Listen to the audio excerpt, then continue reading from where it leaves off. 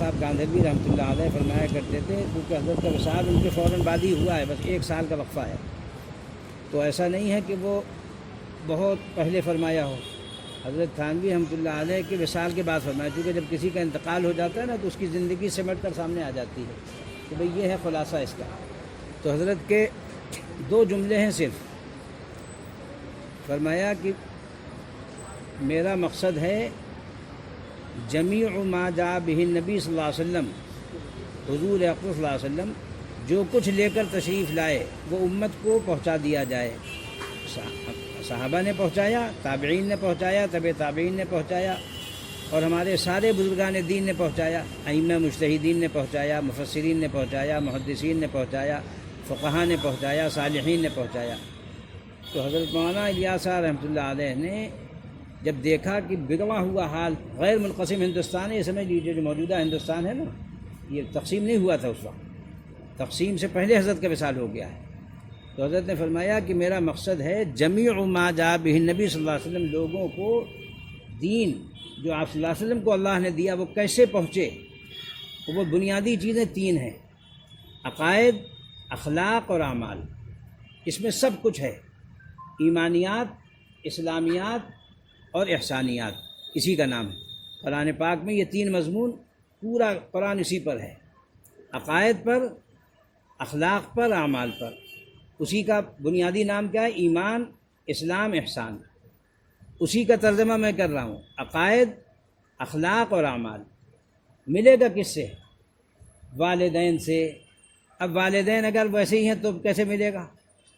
ان سے قرآن کہہ رہا ہے کہ تربیت متعلق ہے، اب وہ تربیت کر نہیں رہے ہیں، والدین تربیت نہیں کر رہے ہیں۔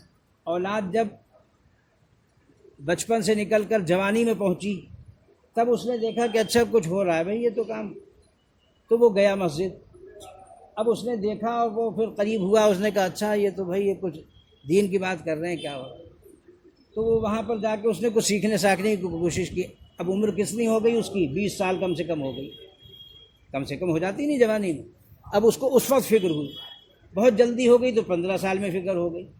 لیکن بچہ کب تیار ہوتا ہے؟ حالت حمل سے، جب وہ ماں کے پیٹ میں ہے، اس وقت اس کا پورا لکھ دیا جاتا ہے۔ وہ کیسے لکھا جائے گا؟ جب باپ دیندار ہوگا، ماں دیندار ہوگی۔ حضرت شیخ عبدالحق محدث دہلوی نے لکھا ہے کہ اولاد کی اصلاح بہت مشکل ہو جاتی ہے، گویا کہ نہیں ہو پاتی اگر والدین بد دین ہوتے ہیں۔ اگر والدین بے دین ہوتے ہیں بہت مشکل ہو جاتی ہے۔ وہ کون سکھائے گا ان کو عقائد؟ کون سکھائے گا ان کو اخلاق؟ کون سکھائے گا ان کو اعمال؟ کون سکھائے گا ان کو اقوال؟ کون سکھائے گا کہ مسجد میں جا کے زور سے نہیں بولنا چاہیے، بے ادبی ہے؟ جیسے گھر پہ بات کرتے رہتے ہیں ویسے یہاں بات کرتے رہتے ہیں۔ یہ تو قیامت کی علامتوں میں سے ہے کہ مسجدوں میں شور ہو، ہنگامہ ہو، اور لوگ ایسے بات کریں جیسے کارخانے میں باتیں کر رہے ہیں، تو مسجد کا ادب ہی نہیں معلوم۔ تو اب یہ پورا دین حضرت فرما رہے ہیں کیسے سکھایا جائے؟ تو فرمایا کہ اس کے لیے میرے ذہن میں اللہ تبارک و تعالیٰ نے ایک خاکہ، ایک نظام، کہ بھئی لوگ جو ہیں گشت کریں، تعلیم کریں، دعا کریں، کوشش کریں۔ اب ظاہر بات ہے کہ وہ تو عوام ہے، اپنی سی کریں گے جیسے عوام کرتے ہیں۔ حضرت نے فرمایا اس کا پاور ہاؤس سے تعلق ہونا چاہیے۔ وہ کیسے ہو؟ حضرت نے فرمایا اس کے 2 بازو ہیں ہمارے کام کے، ایک علم، دوسرے ذکر۔ علم کس سے حاصل ہوگا؟ علماء دین سے۔ ذکر کس سے حاصل ہوگا؟ صلحاء سے، بزرگان دین سے۔ تو یہ پورا سلسلہ اوپر سے نیچے تک چلا رہا ہے، علم دین کا بھی اور عمل دین کا بھی۔ تو علم دین علماء سے آئے گا، عمل دین بزرگان دین سے آئے گا، عالم با عمل، اسی لیے شرط ہے، اس کے بغیر کام نہیں پورا چل پائے گا۔ جی یہ ہیں بیٹھے ہوئے ہیں، دیکھیے انہوں نے والد صاحب سے پورا دین اگر سیکھا ہوتا تو یہ آج اس شکل میں نظر نہ آتے۔ ان کو والد صاحب نے پڑھایا ہے ہمارے، اور مجھے یاد ہے کہ والد صاحب نے ان کے والد صاحب سے کیا کہا کہ میں خالی قرآن نہیں پڑھاؤں گا، خالی قرآن پڑھانے کی اجرت صحیح نہیں ہے، یہ مجھے یاد ہے، تو میں اس کے ساتھ کچھ اور پڑھاؤں گا۔ خالی قرآن سنانے کی، خالی قرآن پڑھانے کی اس سے نہیں، چونکہ اللہ کا کلام ہے۔ لیکن اس میں 2 کوتاہیاں ہو رہی ہیں۔ ایک تو امام کوتاہی کرتا ہے کہ وہ کاروبار شروع کر دیتا ہے، مول بھاؤ جیسے پیشہ ور ہوتا ہے، اور دوسرا کام قوم کرتی ہے۔ قوم جو ہے وہ اس کاروبار میں شرکت کرتی ہے، اگر وہ ان کو معقول تنخواہ دے اور پھر وہ کاروبار کرے، فوراً باہر کرو، نکالو، یہ کیا کر رہا ہے؟ یہ تو دین کو پیشہ نہیں بنانا چاہیے۔ جن لوگوں نے دین کو پیشہ بنایا اس سے نقصان ہو رہا ہے، فائدہ نہیں ہو رہا، بالکل نہیں فائدہ ہو رہا، قطعاً نہیں فائدہ ہو رہا۔ فائدہ ہوگا تب جب خلوص ہو، نیت نیک نیتی کے ساتھ اور سچائی کے ساتھ، صدق کے ساتھ اور ہمت کے ساتھ اور استقامت کے ساتھ۔ تو حضرت کے چھوٹے چھوٹے جملے ہیں، حضور اقدس صلی اللہ علیہ وسلم جو دین لے کر آئے، یعنی عقائد، اخلاق اور اعمال، یاد رکھنا یہ تین لفظ، یہ لوگوں کو کیسے پہنچے؟ تو فرمایا اس کے لیے یہ نظام ہے۔ آپ نے گشت کر لیا، تعلیم کر لی، لیکن تعلیم کیسے ہوگی بھئی؟ آپ ایک ہی کتاب کی تو کریں گے ایک وقت میں، 72 کتاب کی تو نہیں کریں گے، ایک ہی کتاب ہوگی۔ اس سے حضرت نے ترغیب کے لیے، کاہے کے لیے؟ رغبت دلانے کے لیے، تاکہ جنت کا شوق پیدا ہو، اور ترہیب کے لیے جہنم سے خوف پیدا ہو۔ تو ارے بھائی یہاں کچھ نہیں کہ پھر آخرت کی ہمیشہ کی زندگی، وہاں اگر نیک عمل ہے بہت اچھا ہے، بد عمل ہے تو وہ، تو ترغیب و ترہیب کا عمل حضرت نے سکھایا۔ لیکن اخیر میں کیا لفظ فرمایا حضرت نے؟ دو فرمایا کہ حضرت مولانا تھانوی کا جب وصال ہو گیا تو حضرت نے فرمایا کہ میرا جی یہ چاہتا ہے کہ لوگ حضرت کی چیزوں سے منتفع ہوں، حضرت کی چیزوں سے نفع اٹھائیں۔ فرمایا کیسے؟ فرمایا حضرت کی کتابوں سے لوگوں کو صحیح علم آئے گا اور حضرت کے لوگوں سے مقبول عمل آئے گا، بس یہی دو چیزیں ہیں، صحیح علم آ جائے اور مقبول عمل آئے۔ اسی کا نام کیا ہے؟ ہدایت۔ اور جب اس پر ہم چلیں گے تو کیا ہوگا؟ نجات۔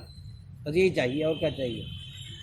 اس لیے ایک دعا حضرت سیدنا عبداللہ بن مسعود رضی اللہ تعالیٰ عنہ کی وہ پڑھ لیجئے، اللہم انا نسألک ایمانا لا یرتد، اے اللہ ہم کو ایسا ایمان عطا فرما جس سے ہم پھریں نہ، پھر مرتد نہ ہو جائیں، کیونکہ حالات ارتداد کے چل رہے ہیں۔ اللہم انا نسألک ایمانا لا یرتد ونعیما لا ینفد، اور ایسی نعمتیں عطا فرما کہ پھر وہ ہم سے ختم نہ ہو جائے، جو نعمتیں آپ دیجئے وہ باقی بھی رہیں۔ کیونکہ کیا ہوتا ہے جب آدمی کے پاس فقر ہوتا ہے، محتاجی، تو کہاں تک چلا جاتا ہے؟ کفر تک۔ پہلے لوگ عیسائیت تک گئے فقر کی وجہ سے، قادیانیت کی طرف گئے، اور اس وقت کیا ہو رہا ہے؟ باقاعدہ جو دشمنان دین ہیں آپ کے اس ملک میں، جو آپ کو میٹ دینا چاہتے ہیں، وہاں وہ طبقہ جو کہلاتا ہے کہ یہ فلاں جگہ کا فارغ ہے، فلاں جگہ کا وہ ہے، وہ باقاعدہ انہوں نے ان کو رکھ رکھا ہے، جو وکیل ہیں ان کو رکھ رکھا ہے، جو ڈاکٹر ہیں ان کو رکھ رکھا ہے، جو انجینئر ان کو ماسٹر ہیں ان کو رکھ رکھا ہے، معقول تنخواہیں دیتے ہیں، اور آپ کو ان کے لیے چندہ کر کے ان کو دینا پڑتا ہے۔ تو اب اس میں قوم جو ہے مجدھار میں چل رہی کہ ان کو کہاں سے کیا کرے، لیکن ہمت سے کام لینا چاہیے۔ کائے سے؟ ہمت سے اور دعا سے۔ دو ہتھیار ہیں مومن کے، ایک ہمت، دوسرے دعا۔ ایک تو یہ کہ اللہ تعالی ہمارے ایمان کو سلامت رکھے، دوسرے ہماری نعمتیں برقرار رہیں، اور تیسری چیز کیا ہے؟ آخری چیز، حضور اقدس صلی اللہ علیہ وسلم کی رفاقت، معیت اور آپ کا ساتھ نصیب فرمائے جنت میں، تمام صحابہ، تابعین، طبع تابعین کے ساتھ، حضرات صدیقین، شہداء و صالحین کے ساتھ۔ یہ دعا کس نے کی ہے؟ حضرت سیدنا عبداللہ بن مسعود رضی اللہ تعالیٰ عنہ۔